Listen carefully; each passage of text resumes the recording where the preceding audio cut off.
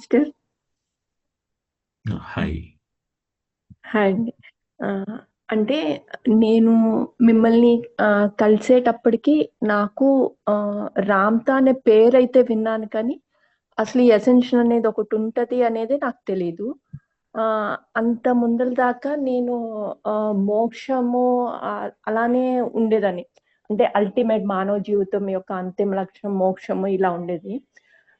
So, ఇప్పుడు అంటే అంత ముందులున్న ఆలోచన విధానానికి, ఇప్పుడున్న ఆలోచన విధానానికి చెప్తున్నాను.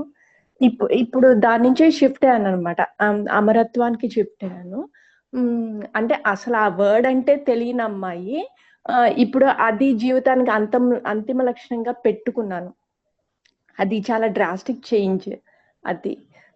ఇంకొకటి ఏంటి అంటే మాస్టర్, ఆనందము అనేది ఆహ్, అంటే అంతకుముందులో ఏంటంటే ఆ రెగ్యులర్ మన బుర్ర నా ఇష్టం కదా! ఇష్టం వచ్చినట్టు ఆలోచించుకోవచ్చు అని చెప్పేసి అది ఆలోచిస్తూ ఉండేది మాస్టర్ అది.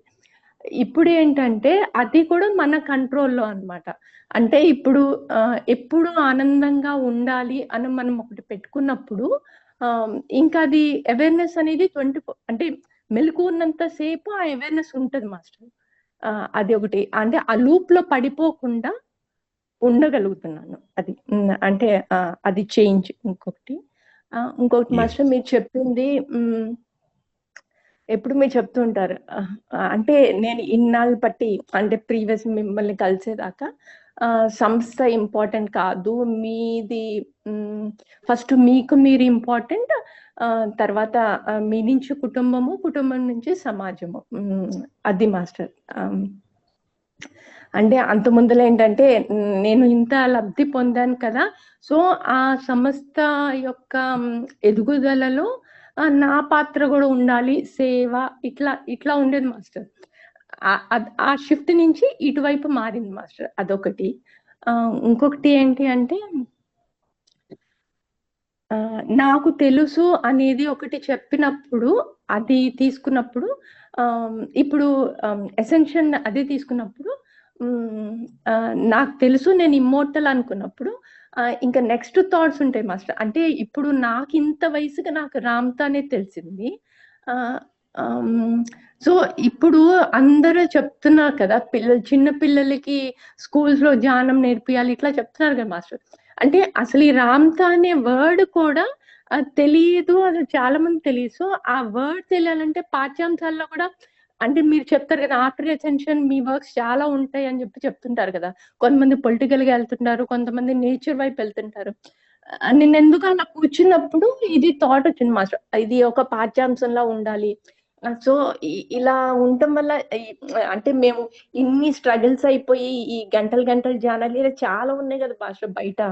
సో, ఈ ఈ గందరగోళంలో పడకుండా ఆహ్, ఇది చాలా ఈజీ వే కదా!